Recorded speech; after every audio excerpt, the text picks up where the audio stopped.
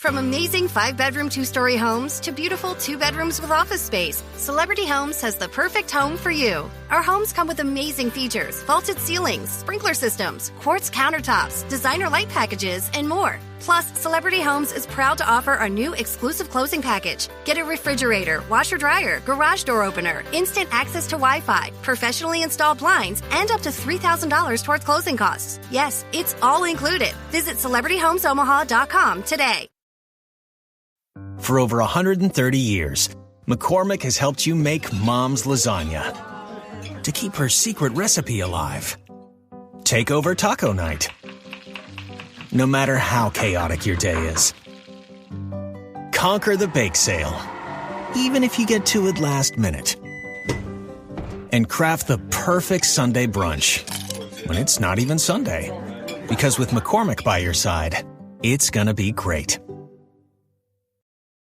Hey, yo, what's good? Check it out. This your boy, Elder Sensei, one half of the legendary Artifacts. You are right now in tune to my man, Tim Einenkel, at the library on rapstation.com. Let's get it popping, y'all. Artifacts. Peace, Elder Sensei. I'm out. I load my backpack with spray paint and markers to spark the tagging up a trip. I catch the path, take a trip to the train yard to think back when I used to write that. Used to hit.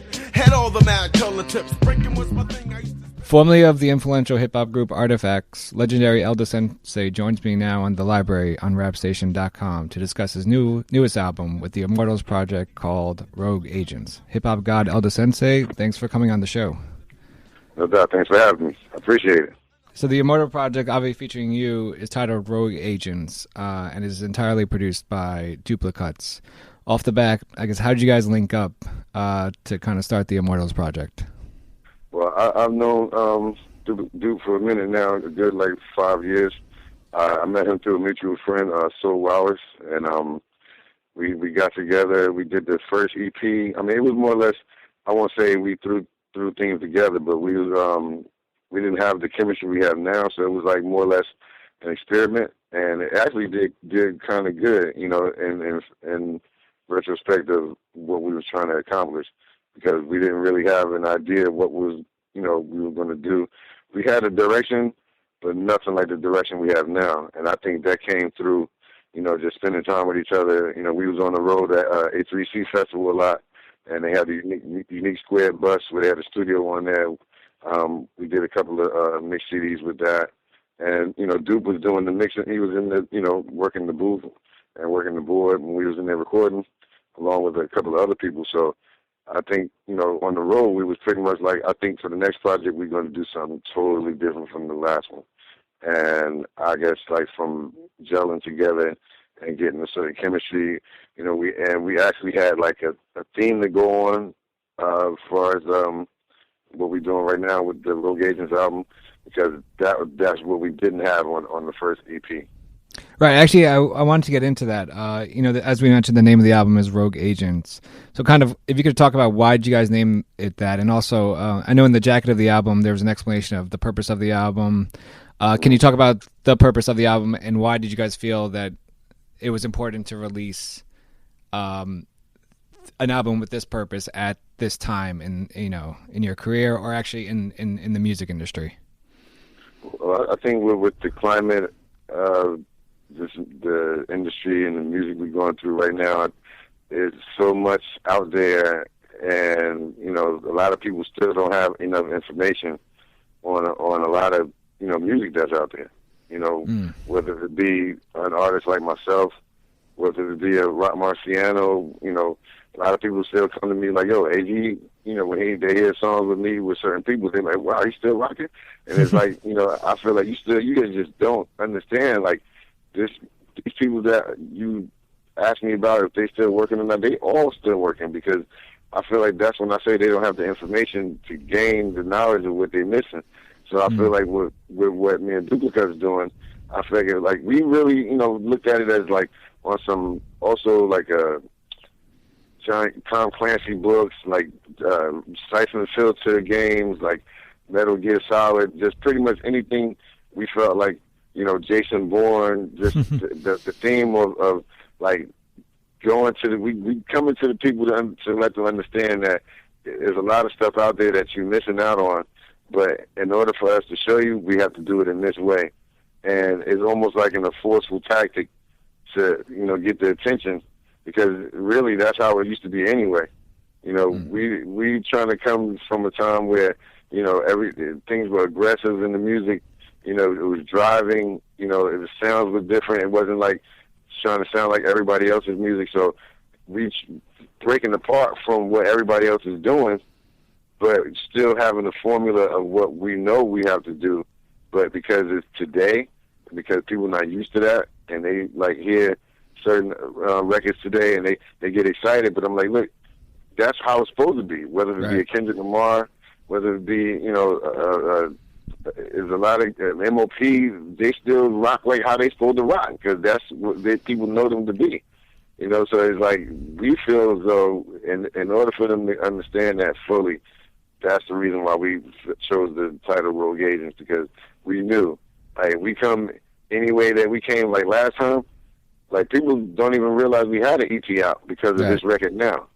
So now they're going to go back and backtrack, to see what we did on that one, but then they'll also see the growth, because we this time out we had to let them know, all right, there's a lot that we're doing, but it's just that we got to forcefully feed everybody that we're doing it.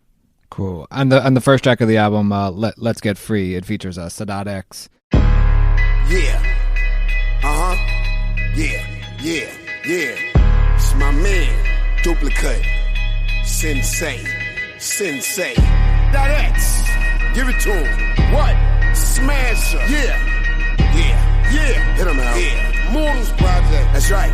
Give it to him. Written to all, surgical and songs workable. Programmed to certifiable support from a circle. Audible, JSL compound affordable. All feelings mutual. Big sounds recordable. Bang in and out, slang in and out. Ironically bounce, economically we count. Bars off stars. Flagrant road agent charge. Tracks and law bombs. Contagious by far.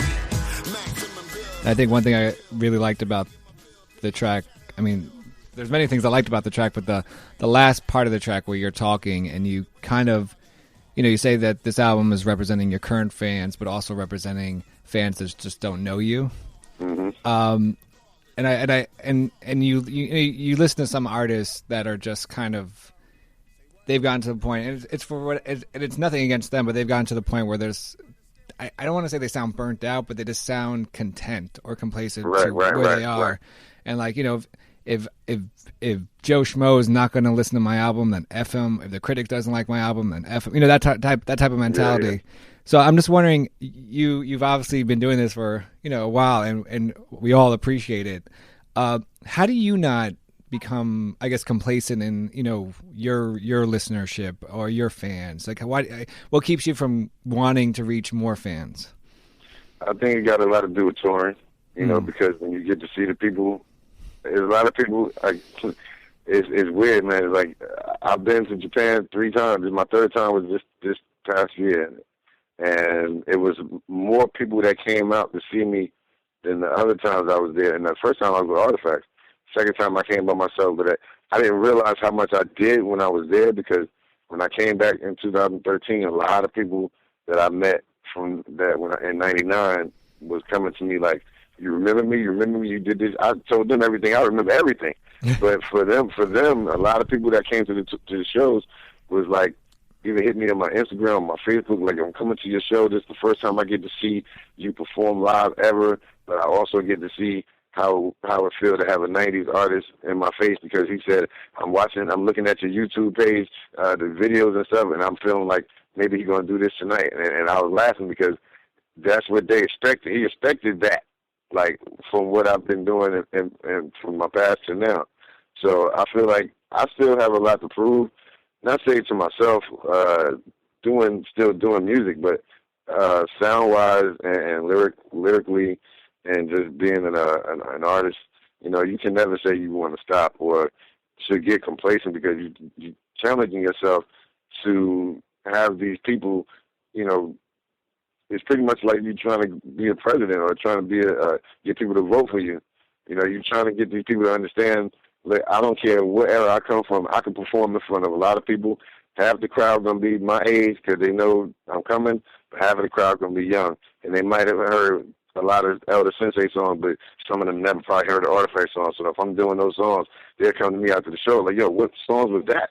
Like, yo, I was when I was in my group. You know what I'm saying? So because the times change so fast, and because there's so much out there, you know, if you don't, I remember this dude at the label when I was on Atlanta. He told me, if you're as good as your last record. So I would want, if I have a hot record out one year, you can't take a break. I've done that before, you know, where I put out an album in 2002, didn't come with another album until 2006. But in between, I was still touring. In between, I was still doing singles, doing features. But people still call me, and I hope that is because of what I've built as a resume. That's the reason why people still hit me on certain joints like Silent Someone, in the Lab 82s, and you know the Just Begun joint with DJ Doom with Nutso and Lost Professor. I feel like I've got like a lot of fire under my ass. I hope I can say that. Yes. But I got a lot of fire up underneath me right now, and it just, you know, I want to show that, you know, it's not all what people hear on the radio, and there's only a handful of cats from my era that's still out there working as it is. So I'm just really just trying to keep the brand out there and actually build it up, because I've learned a lot since I've been off of a major label. I've done a lot more since I've been off a major label. I've learned that it's really just what you put into it. You can be your own manager, you can be your own agent, but at the end of the day, it reflects on who you are. And if you're a hustler, if you're a grinder in this music game, that's, you know, what I try to personify and what I do in music. And that's pretty much in a nutshell, without rambling. Y'all done started something. Say what? He went in on that. Understand we got history. We go back. He done been in the basement. Yeah, understand that. I'm talking about them early years, them World War years. He's messing with that. He's not playing right now. That's my man right there, El Sensei. In conclusion, made in dark seclusion, solitary confinement away from all confusion. Self-improvement, many rappers are losing. Fantasy league squeeze, not many for the choosing. My spirit never broken, I'm never soft-spoken. Load up and pimp smoking while all potent. I got the girl open, flirting to make emotion. Purpose to have commotion, squirting from coaching. Word breakers, bonkers, and dudes sponsored. All stays conquered and blowing all monitors. Jersey monster, famous to make the latest, to make them go ageless, lyrically outrageous. Maintain the status and craft is eclectic. Athletic as beats to each, well respected. I never stand corrected, cause it's the right motive, right recipe, right time, and right focus. I think that we did a good job in representing, you know, our listeners and our fans. So, you know, and hopefully the new fans that we're going to gain, because a lot of people... I read on the Bandcamp page, you know, the first song that you and Duplicuts kind of put together was On the Rise. So I was just wondering, like, how did that track come together, and then what did you want the listeners and, you know, fans to get from this track? When Duplicuts gave me the track, I was like, whoa, okay. You know, I sat with it for a second, because what he knows attracts me are the drums. But then what I heard was those horns. And I just heard the hook. That was the first time in a long time I heard a beat where I thought of doing the hook first rather than writing the rhyme. Oh, wow. Okay. So it was like when that hook came, I heard just something going with the, and I was like, okay. So I just wrote the hook quickly before it got out of my head. But once it's so like action packed, it's so like driving in a car fast, not trying to get away from somebody, but trying to see how fast you can go. Right. It's like theme music, you know. It's like you know. I wanted, anytime I hear a certain track like that, like, it make me feel like, all right, if somebody else had this beat, if somebody hear this song, I want them to feel like, ooh, if I had this beat, I would probably do the same thing or more. But it's that I have to take them on that journey to say, like, look, I got it, so look, this is what I'm going to do. And a lot of times, that's what I think about. You know, it's for me with that song, it was just like how the video looks like. I feel like I saw explosions in my head, and they were just coming out. But I just always try to inform the listener, like, yeah, I'll be informative and I'll stick up for my culture, but at the same time, it's always going to be venom spewed and battle verses and lines in there that'll stick to you and make you feel like, ooh, okay, you know, you want that person, even when you're at the show, you want them sitting in the front of you with their stink face and their eyes is closed and they just got that, oh, you heard what he just said? So if you can't get that out of the listener or out of the person in front of you in the crowd, or just even this fan walking up to you saying they like your stuff and they appreciate what you're doing, that's totally what it is. And that whole song is wrapped up like, you know, I just felt like, and when I gave it to Duplicuts, I recorded it twice. The first time I did it, I didn't like it because I didn't feel like I was going in hard enough. So I was like, nah, we're going to do this over. And I did it again, and it came out that way. I left it alone. Yeah. Immortals. Part 2. Yes. More Jersey-ish. Duplicuts. Elder Sensei. Let's go. Immortalized, revered. Lyrics are commandeered. Necessary and flawless. We simply out of here. Me and Dupa like beer and piffery. Special delivery. Favor the cater mini specifically. Targeted marketing, sniper type marksman. Charles Bronson martyred them, bodies laid in Charleston. Walking harmful spews like ladies of the view, I'm hard to chew. Versatile arsenal built to murder you. Circle my verses like multiple choice. The ultimate voice, 4 inches taller than Royce. You see, I campaign for prowess and money in the power. Respect the ready game because I put in mad hours. Dumb me down, my flows straightened up and narrow, but still deadly potential like guns and long barrels. Jersey street shadows alert and leave my signature on my grizzly formations, and heat is what we giving ya. Immortals on the rise, that run and hide. We got the shit you expect and reppin' worldwide. Why? Yeah. Sick in my mind, committed, spit in my lines. Considered heavy hitter through conception of time. Bread is in need, low piece of drip from my walls. Socks and drawers, addicted since the 85 ball. Rolling the budget, if my wrist ain't studded. You see I'm star spangled and angled, your girl even love it. Struck, pimp, and stroll.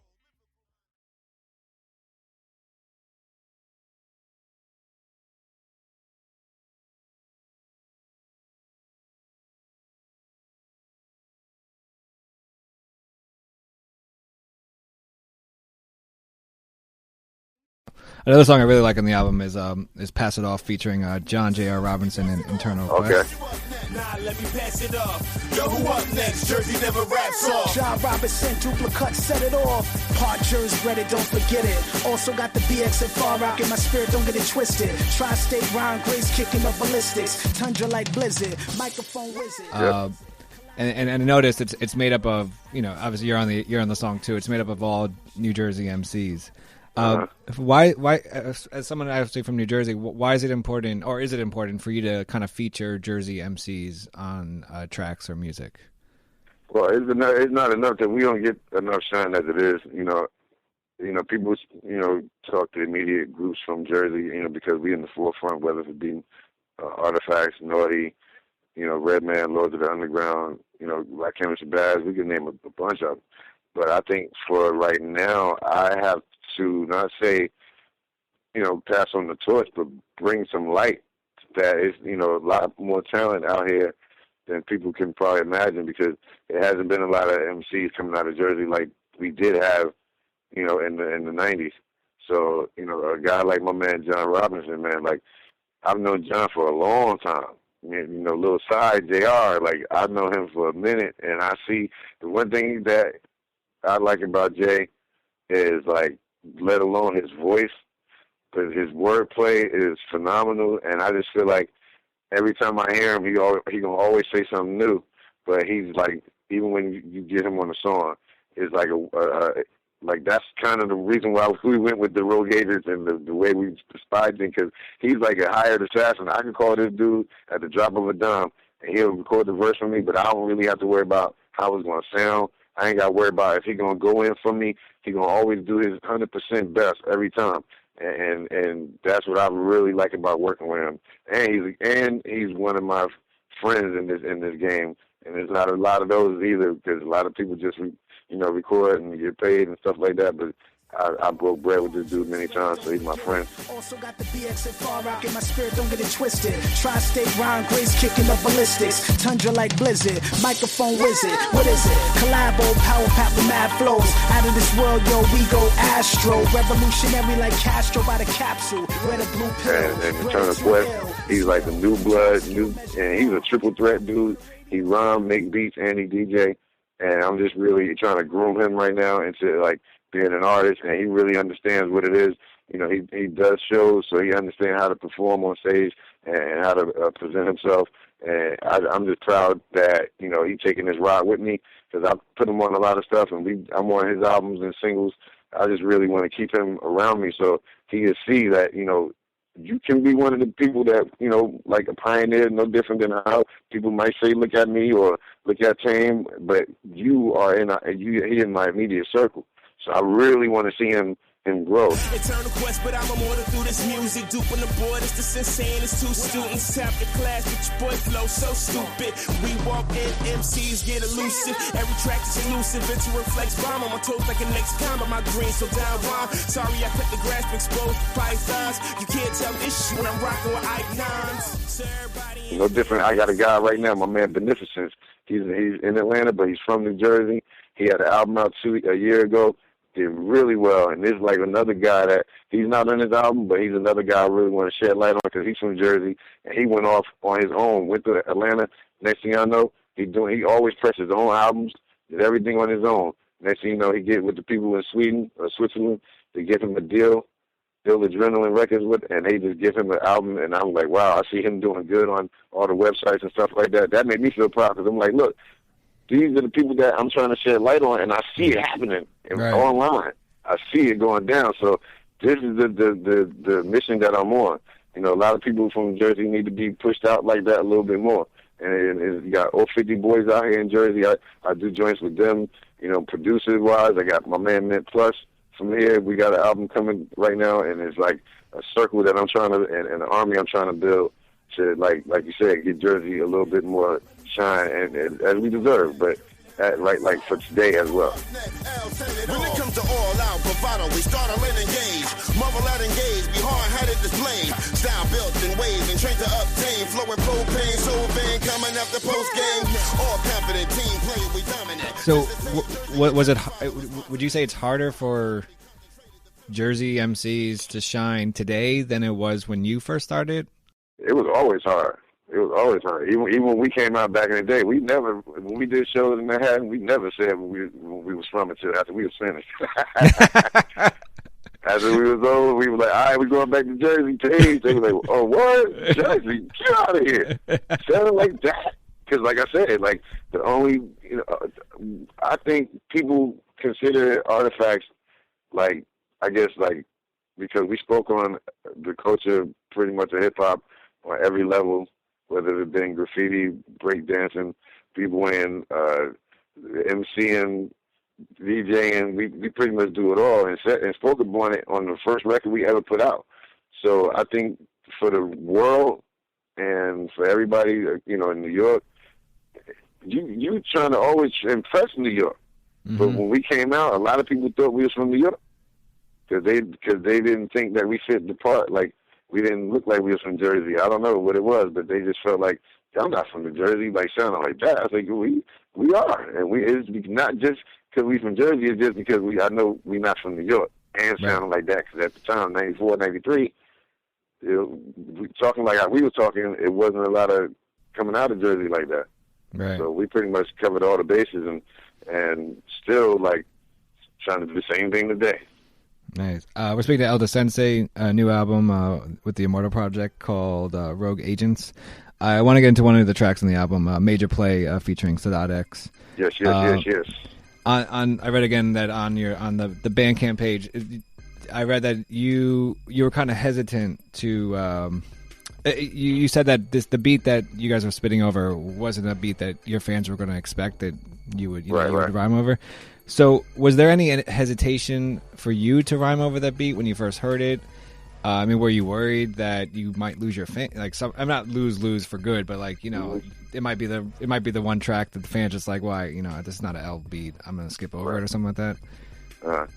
No, I wasn't scared at all. I just, me and Sadat sat there and I played on the beat. He looked at me, he said, yeah, let's go. Only because I knew that we wasn't gonna spit like how people probably thought we was. Like, you hear a track like that, they think we're going to try to, you know, have a southern swing or something like that. I just felt like, look, if we MCs, we should be able to spit on any kind of beat and turn it into something that we would want to present it as, like, East Coast bounce.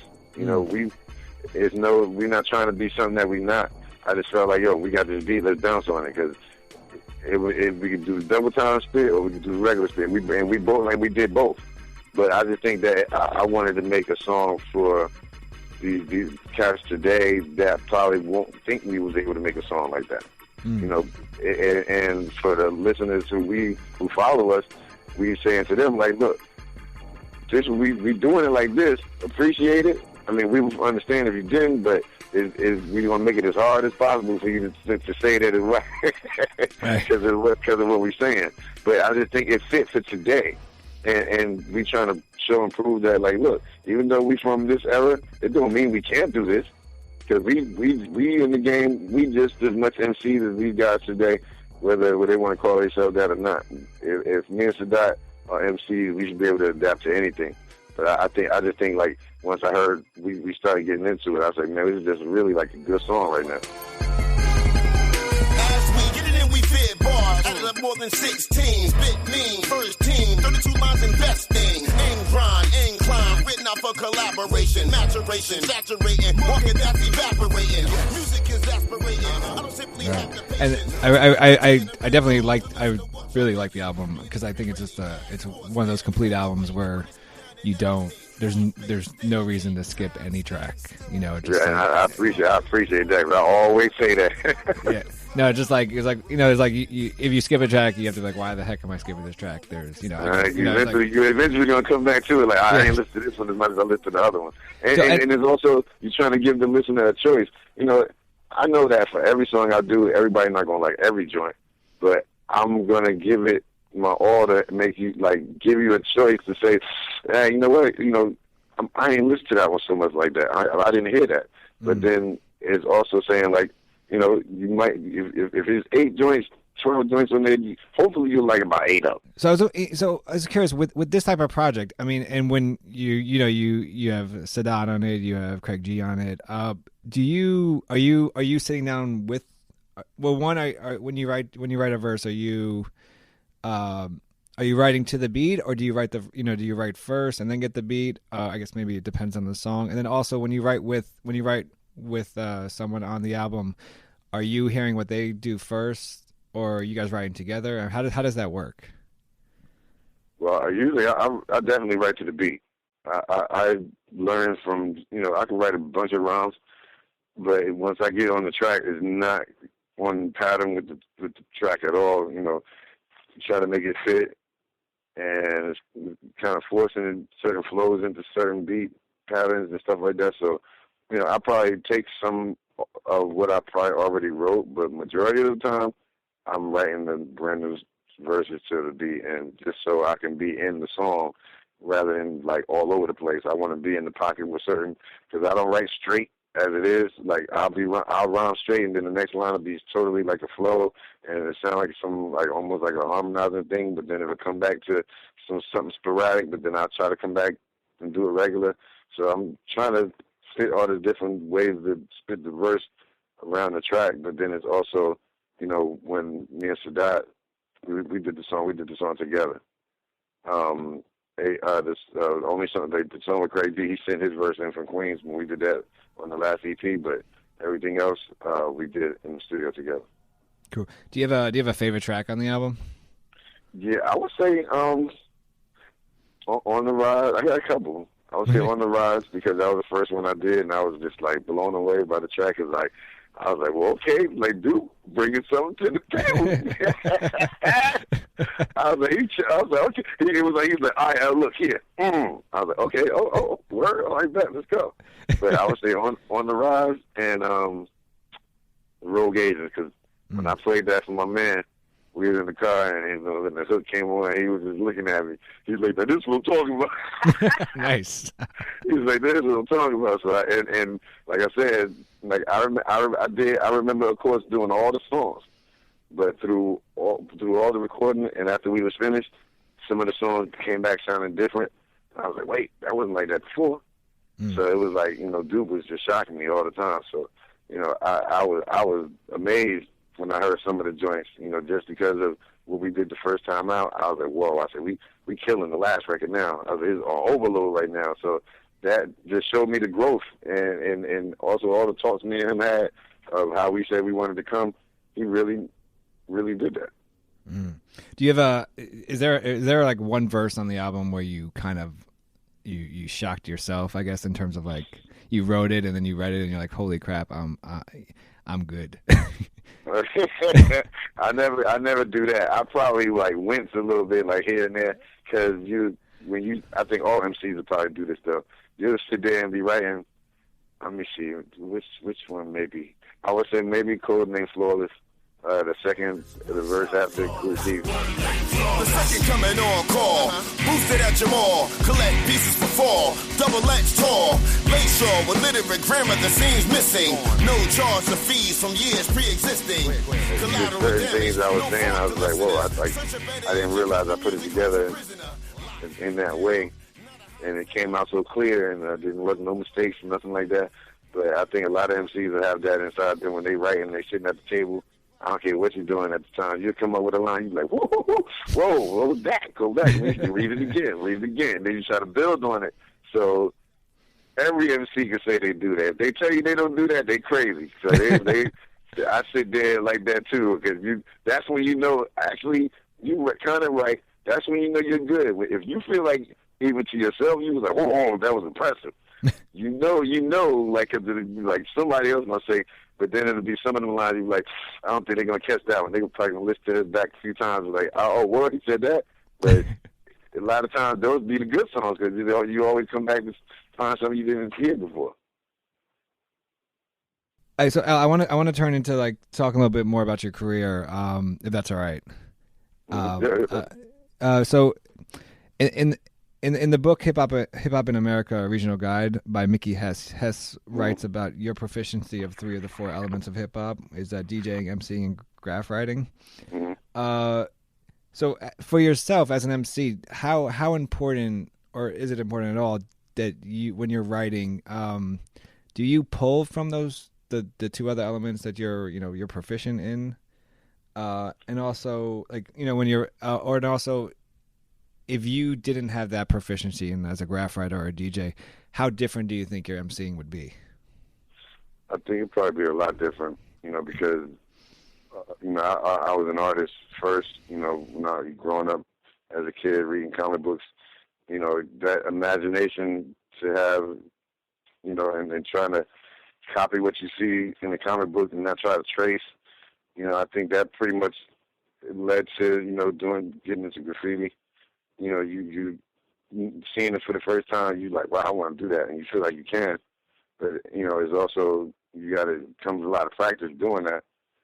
So I think with MCing, when you tie those 2 together and, learn how to DJ, I remember having a record player on top of my little stereo thing and just trying to scratch on that and using the volume as a fader. So he's like, I'm gonna try to do everything. But I just think all of that ties into rhyming, because when you talk about graph, you're talking about putting colors together, different color schemes, just whether it be different lettering, and with DJing, you're trying to do different scratch patterns. I know how to juggle a little bit. I'm not a battle DJ, but watching my man DJ Chaos for so many years, and him teaching me how to, DJ without having headphones on, just look at the mark, whether it's on Seratos or anything. I think that all comes into play when you're trying to be different as an MC, because you don't want to sound like nobody else. You want to have the listener be filmmaking. You're taking them on an adventure, and you want the songs to be colorful, and the beats got to match you as a person to the words that you're saying. So it all, boils down to, like I said before, as a reflection of an artist. You attract the same people, that's like you.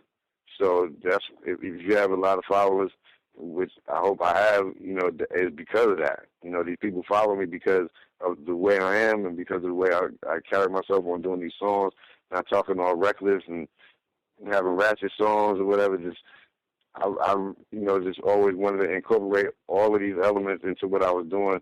And, it's just being unorthodox at the same time, because there's a lot of MCs that's not into doing that. So I would say if I wasn't a DJ, I would probably be at a party somewhere and be like, yo, if I could DJ, I would want to play music like better than that, or I feel like I can do that.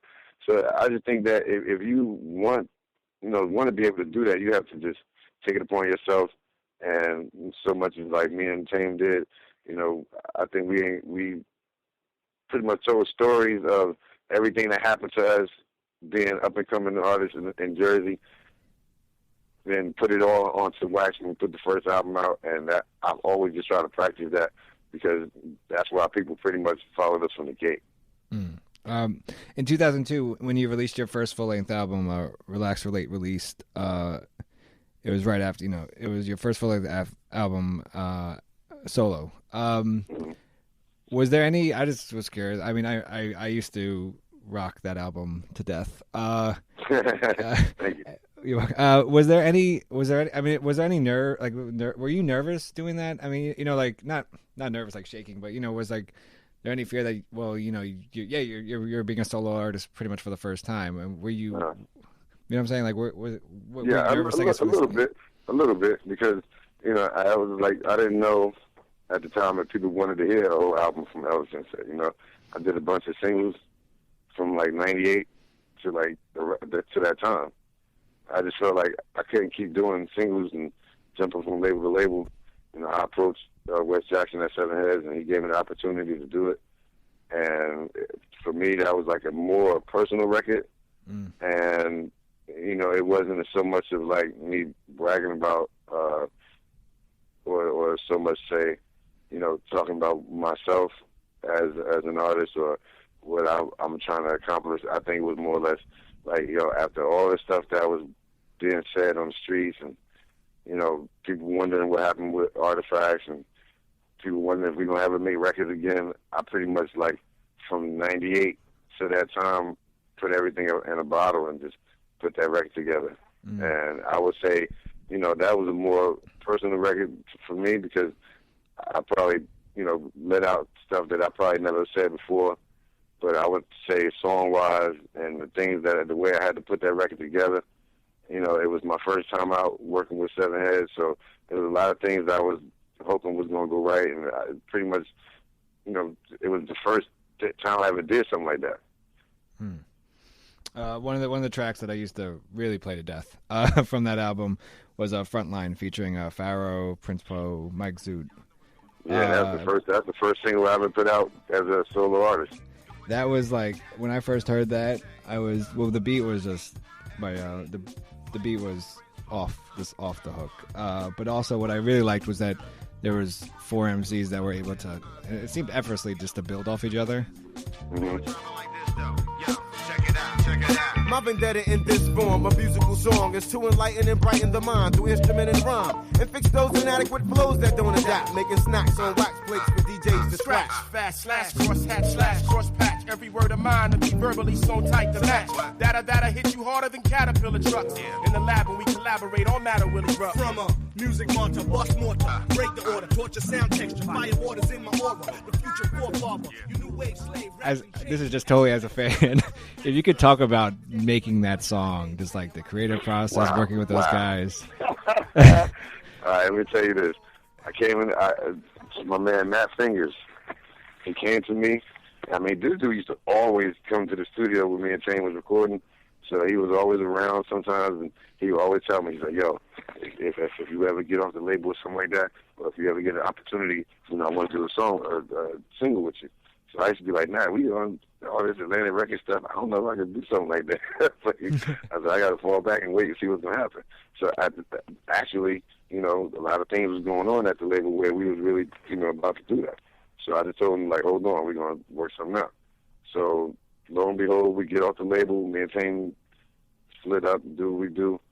Matt came to me, and he called me. He said, yo, and when I told you wanted to ever do that record, I said, yeah. He said, you want to do it now? I said, yeah.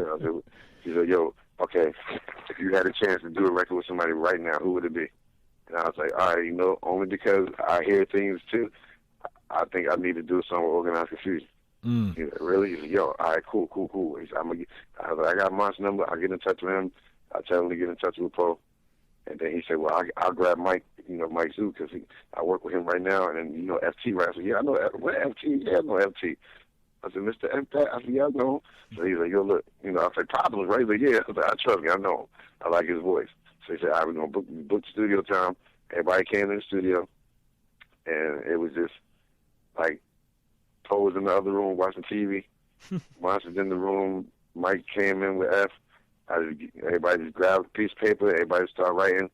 Poe didn't know what was going on outside the other room, so I don't think he understood what was happening. I thought he was coming to the studio.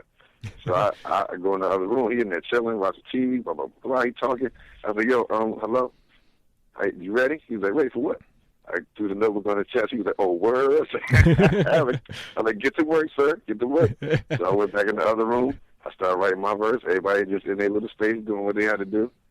And Sean is just like, cleaning the beat up a little bit, changing things up, putting horns in certain places. And then I didn't know what the order was going to be, so I was like, I started off. So I started it, and I just was telling everybody, like, we're going to do it in brackets. Everybody just did a little quick 4 or 6 or whatever, and then we're just going to go into the hook. So after I went, Monsters was like, all right, I got something after you. So he's in there doing it. I'm sitting outside the booth. Anytime I do songs with my friends that I'm fans of, I'm freaking out anyway. So just to sit there, this dude already told me he was like one of my favorite MCs. I don't have no problem saying that. Right. So he's sitting there doing it. I'm outside the booth like, look at that. This is going down. This is really happening. So he's doing that, and he come out the booth, and he come to me and say, hey, yo, that was cool. That was good. Let me do it again. I'm looking at him like, huh? Oh, no, you good, bro. You good. You are so good. Listen back. Listen back 3 times, 4 times. You're good. You're good. He left the room. I said, I don't believe that just happened. then for Mike and FT to come in next, and like, nobody heard what everybody was saying until they got in the booth. Oh, wow. So once they heard the end of the verses and going into, where they got to come in at.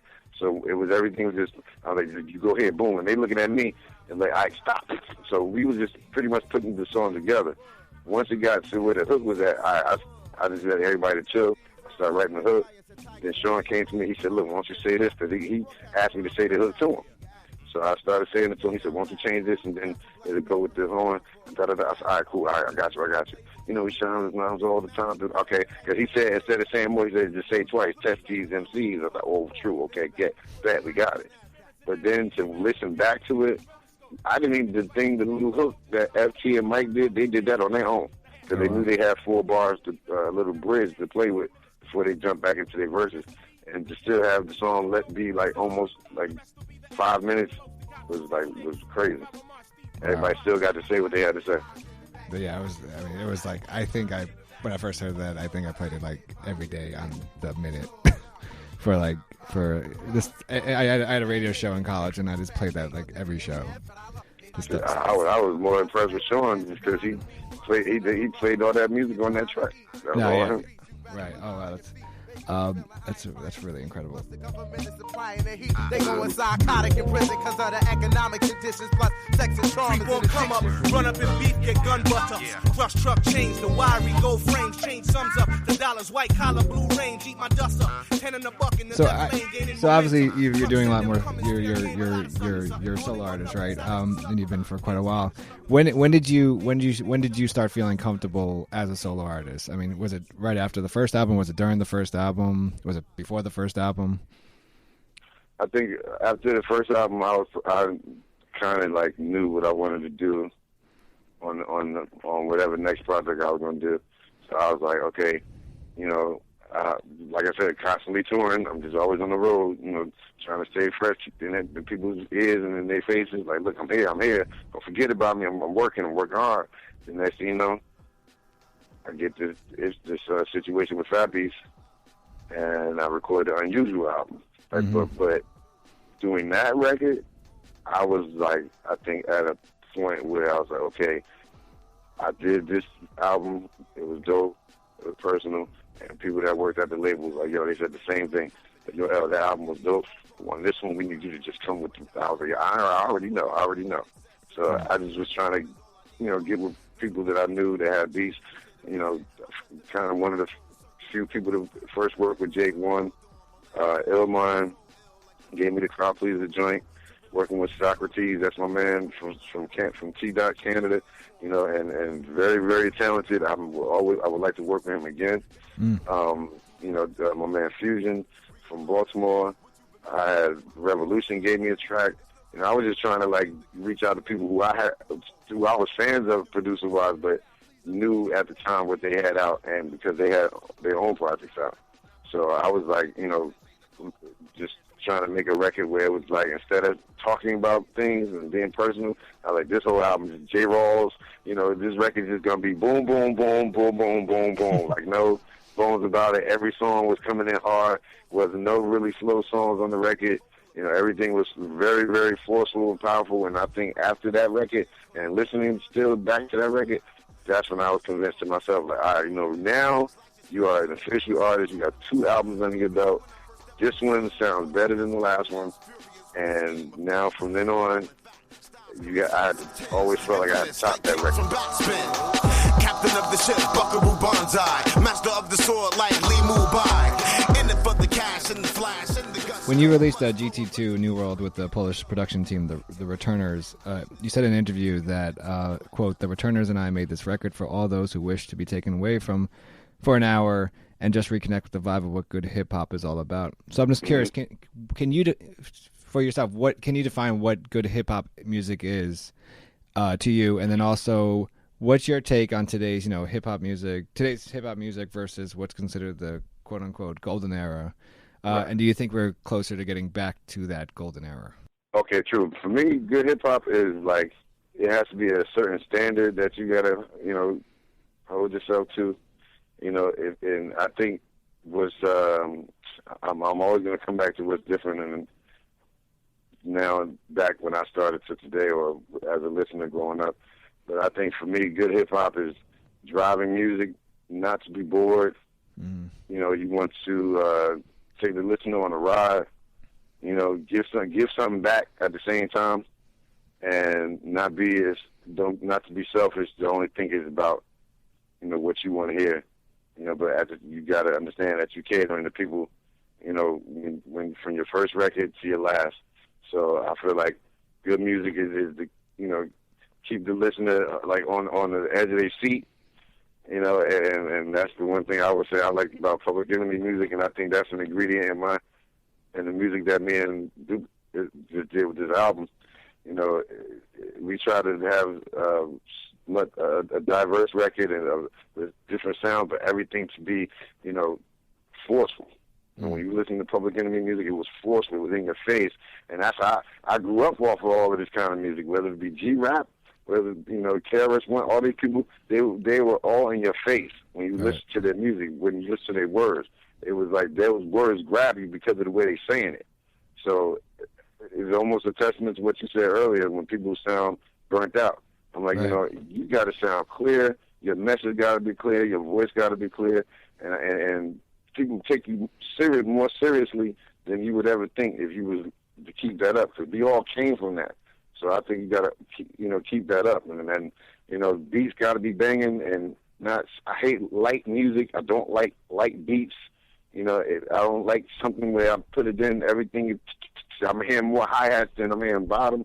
So it just, I want people to get in their car, and if they turn it up to 10, they're going to have to turn it down a little bit. That beat is cranking. It's things we can do in the studio to make it loud, and then where the people got to be like, oh, okay, let me turn it down. But then they get to a level where they're comfortable. That's the same thing with hip-hop music. You get people to a point where they're comfortable with what you're saying because they're digging what you're saying.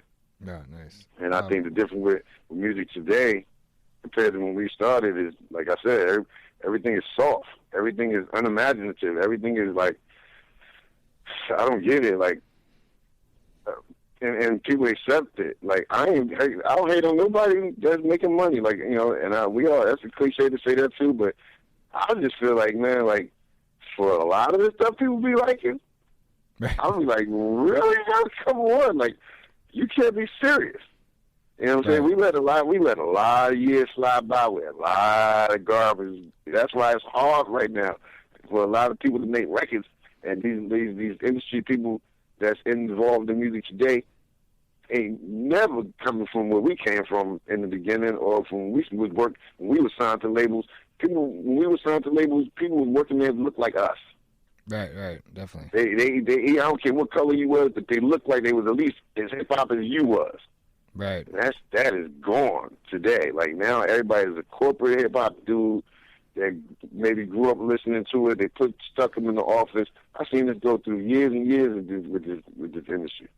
So it's like people that's controlling the game still, like back in the day, putting out the garbage, but people letting it happen. I think radio DJs got a lot to do with the change of music too, because I know what y'all trying to do, but don't abandon, what I'm saying, what it's supposed to be. If you're going to do that, balance it out. That's all I say.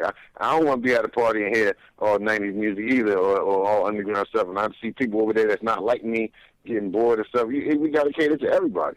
And that's what it is to go into being an artist, too. You got to cater to everybody that's listening now.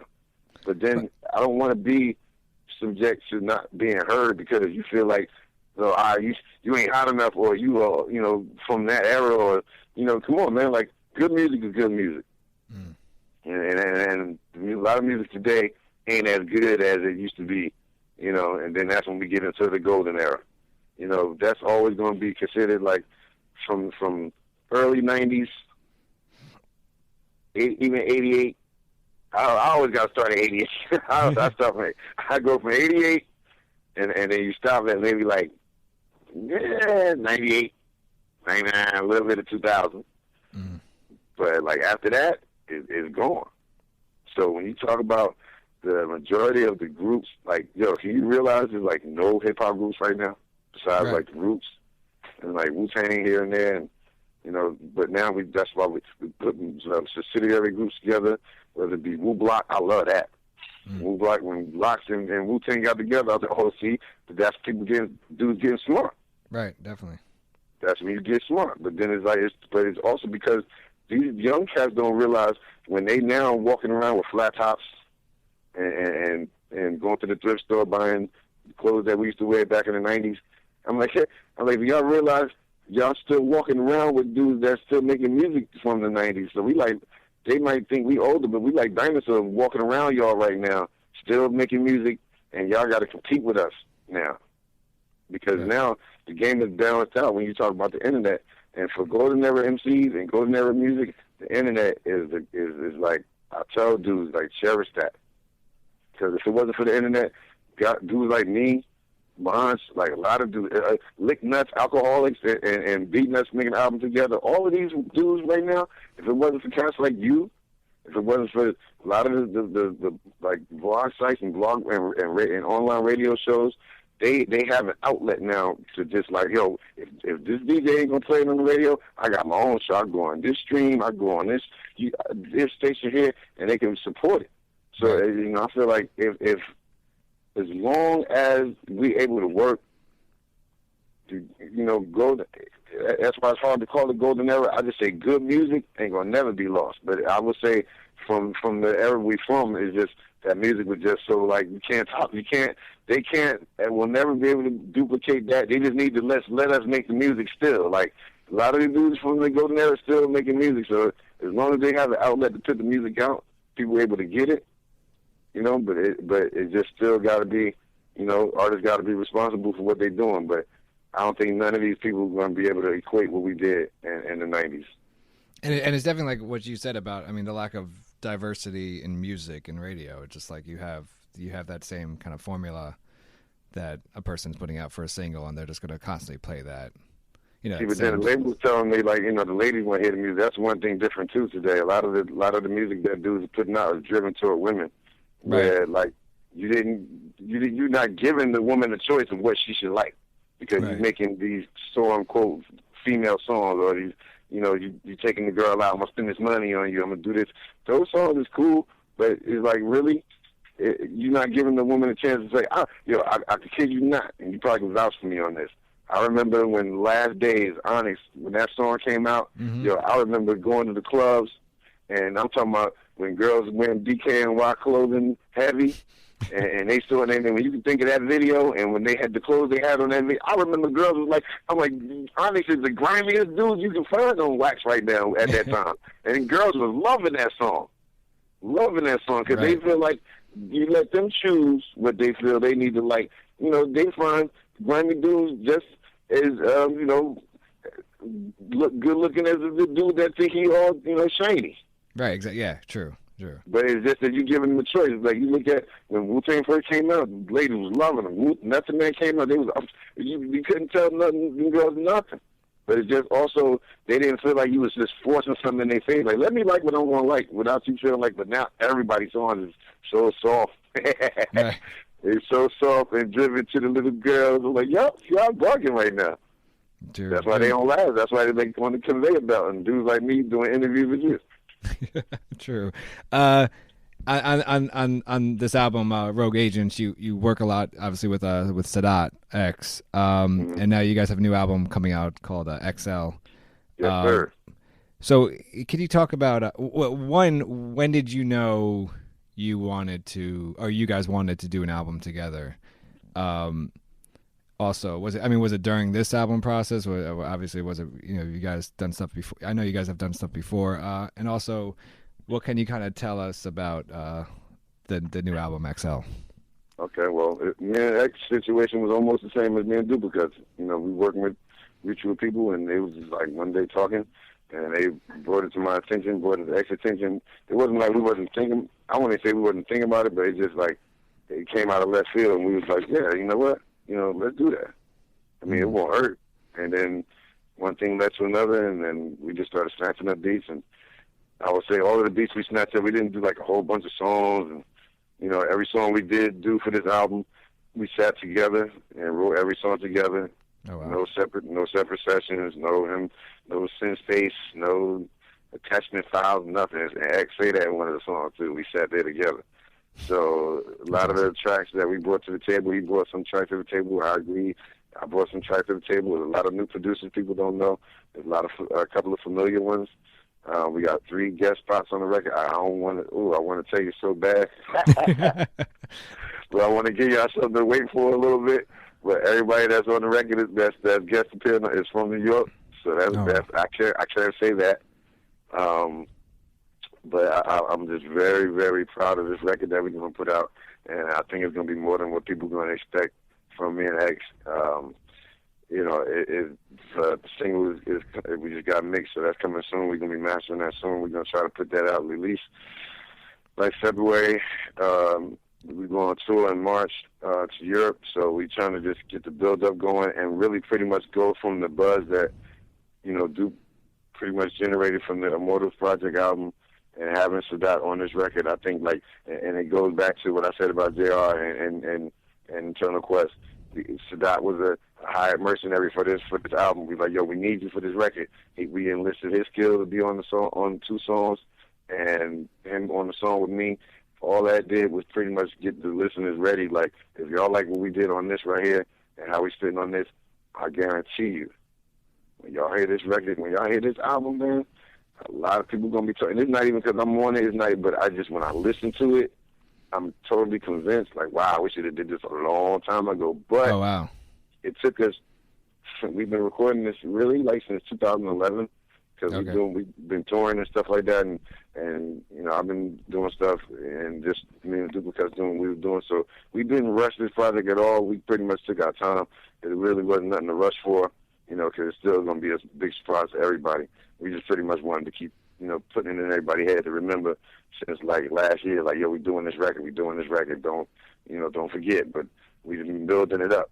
But I think people are going to be surprised. And a lot of people are going to be happy. Yes. A lot of people are going to be happy because, you know, for dudes like us and pretty much my age group, you know, a lot of my friends out here, a lot of people I know, when I tell them I'm doing the record, yo, Sadat got so many fans. You know, people really, really like him as an artist, and he's just a genuine dude, and you can't deny the dude's voice. But I'm telling y'all, I mean, I'm saying this right now, y'all hear me? This man is spitting hard on this album. I'm telling you, I'm like, woo, man. It's like, and I told him, like, yo, just be X, yo. And on this whole record, being himself. But I'm telling you, I guess because of the tracks, it's like a lot of things have stepped up, and I'm really, really excited to get this out there to y'all. And we're gonna be hitting the road this January and February, just putting the word out there. We're doing all this on our own. Nice. Speaking of collaborations, and I obviously would get killed if I didn't ask this. I don't think I would literally get killed. You know what? I'm gonna tell you. Yes. I'm gonna tell you right now. All right, you can expect my man Bumpy Knuckles on the joint, and you can expect my man AG Andre the Giant on the joint. And you can expect some new blood. My man Nutso, who was on the joint with me and Lost Pro on the Just Begun song, he's on the album as well. So those are the only 3 cats that's on the record. The whole rest of the album is me and Sadat to do every song. Did you purposely limit the amount of features you would have on the album? Yeah, because I think, when you talk about 2 artists from 2 different groups, I think you pretty much got 2 guest appearances right there. Right. It really would, spoil the record if we was to have people thinking that it was just going to be me and him and then have, a whole album full of guest features. I don't really think we needed that. True. So I want to go into, at the Rocksteady Crew 34th anniversary, you performed as the Artifacts. So for listeners, can we expect a reunion tour or an album? Where is that? I guess is that in the works or? Oh yeah, we definitely working on that this year. We got this year. You can expect to hear. Last year, end of last year, we did a joint on DJ Dista's album, the song called Regardless. We actually got a song coming out this year. If Diamond D put it out this year, but we on his new album. We got a song called I can't say the word, but yeah, ask the N word. That's what we got. And then we got a single coming out on Redefinition Records coming soon, and I got a bunch of projects coming out later this year on Redef Records, and Artifacts. We just trying to put this bomb together, and it's the same thing with Sadat. There's something that we don't want to rush. But we just trying to put all the pieces together as far as the tracks and getting all the producers in line. But we already started. We're working now. And we gave people a taste of what it's gonna sound like with the Back to Work joint from Marco Polo's album. Right. And we was glad to be on that. That was pretty much that quieted everybody down to think I wonder what the record gonna sound like when they come out with it. Boom, they go one song right there. That's gonna be proof that we still, not even say still, but proof that we're gonna have some joints for y'all. Nice. You've obviously done you've had a really great career. You've been doing this for some time, and you've collaborated on a lot of stuff. But I was just curious, what 5 albums that you weren't a part of do you wish you kind of were a part of in terms of whether in the studio when it was happening, fly on the wall, where do you spit a verse, whatever. Okay. I wish to have been on the Tony Touch Peacemaker LP, the new one that just came out. Any one of Rock Marciano's mix CDs he just put out. Nice. My man Sean P, Mike Tyson joint, I wanted to be on that. And I can say the War album from Pharoah Monch. Oh, nice. But it's a lot, but I know that's 5, but there's a bunch of other joints. I wish I could have been on that Torre Double Barrel album. Oh, that was crazy. I wish I could have been on Marco Polo's first album. I'm glad. I'm honored to be on the second one. Right. The second album was pretty crazy. Top to bottom, it was pretty incredible. When I heard that one with Lil Fame, I was like, woo, oh boy. And that was one of the first ones because when he leaked the Back to Work joint, I was in Japan. I woke up one morning in the hotel like, what the? I was like, I was like, bad, because I didn't really know when he was going to release it. But I was I heard the Rakim joint, all the songs I heard, I was like, oh man, this is ridiculous. Right, yeah. Now that's how you top your first album. Right, exactly. Right, definitely.